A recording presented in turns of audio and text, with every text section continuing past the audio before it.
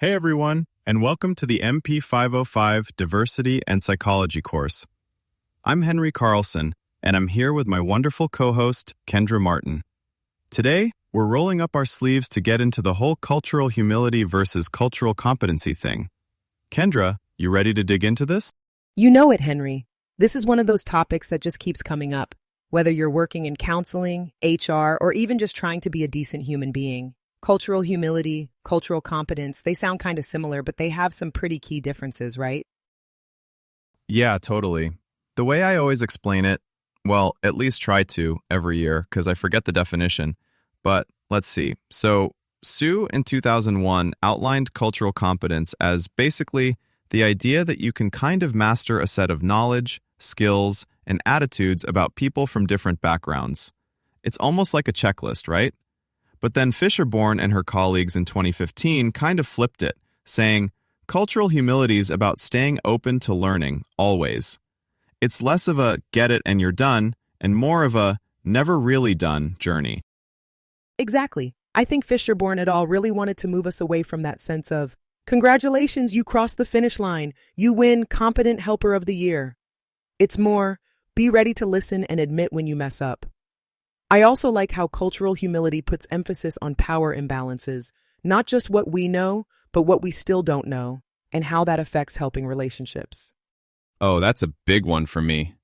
I remember my first group project on this topic. Gosh, I might get the year wrong, but let's say 2020, or maybe 2021, where we had to talk about our own blind spots. Folks were really nervous. But I brought up how I just assumed one of my group mates wanted to do this certain part of the project because of where they were from. And it got real quiet, and someone said, "That's a bias, and we're here to get uncomfortable together." It cracked the whole thing open, and we had this amazing talk on biases in the room.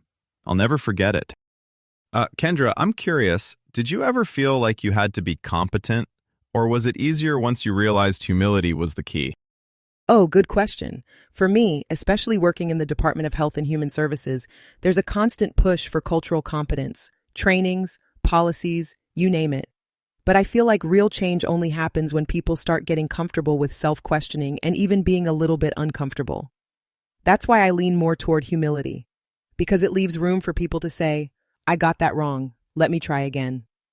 And that's sometimes how you actually build trust. Right, it's not about arriving.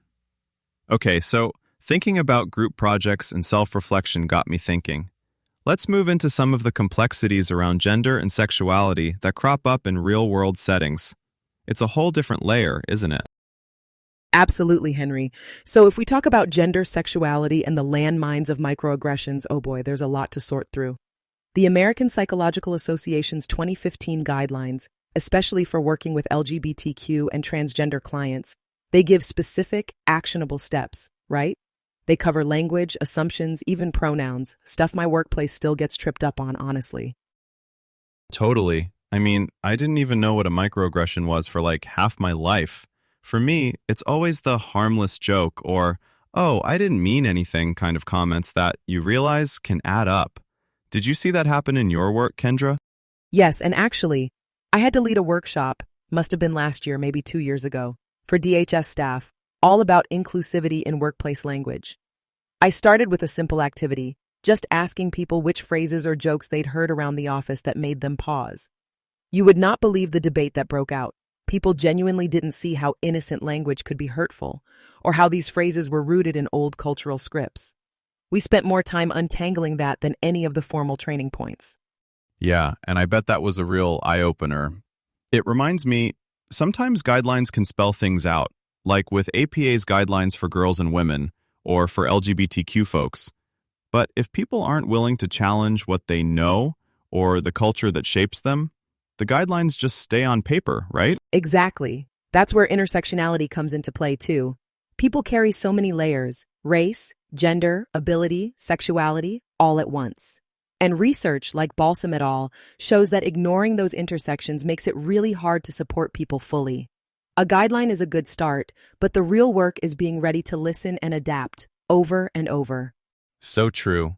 And honestly, I'm also feeling like we're just scratching the surface. Good thing we have the rest of the course to figure it out. Talk to you later, Kendra.